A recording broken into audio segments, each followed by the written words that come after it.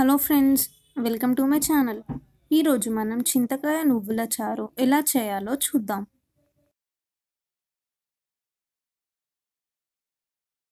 ముందుగా చింతకాయలను ఉడకబెట్టుకొని దాంట్లోని గుజ్జును తీసుకొని సైడ్కి పెట్టుకోవాలి.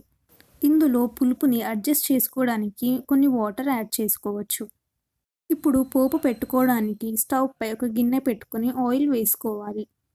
ఆయిల్ వేడైన తర్వాత ఆవాలు, జీలకర్ర, ఎండుమిర్చి, కరివేపాకు, ఉల్లిపాయలు, పచ్చిమిర్చి వేసుకొని కలుపుకోవాలి.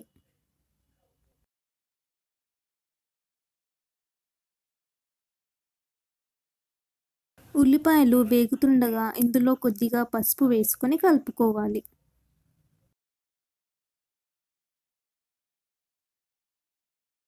ఉల్లిపాయలు వేగిన తర్వాత ఇందులో ముందుగా తీసి పెట్టుకున్న చింతకాయ రసాన్ని వేసుకోవాలి.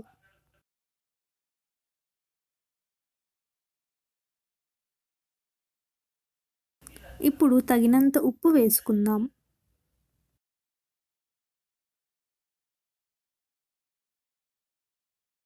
ఉప్పు వేసుకున్న తర్వాత ఒకసారి మొత్తం కలిసేలా కలుపుకోవాలి.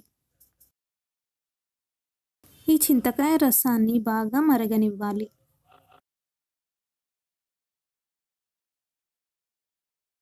ఇలా మరుగుతున్నప్పుడు ఇందులో నువ్వుల పొడి వేసుకోవాలి.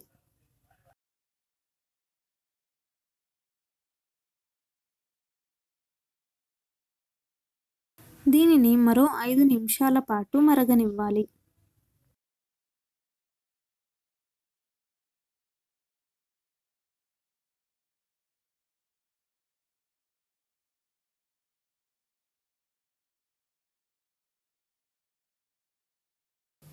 ఇప్పుడు స్టవ్ కట్టేద్దాం.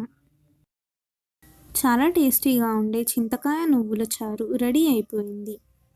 ఈ వంట మీకు నచ్చినట్టయితే లైక్ చేసి సబ్స్క్రైబ్ చేయండి.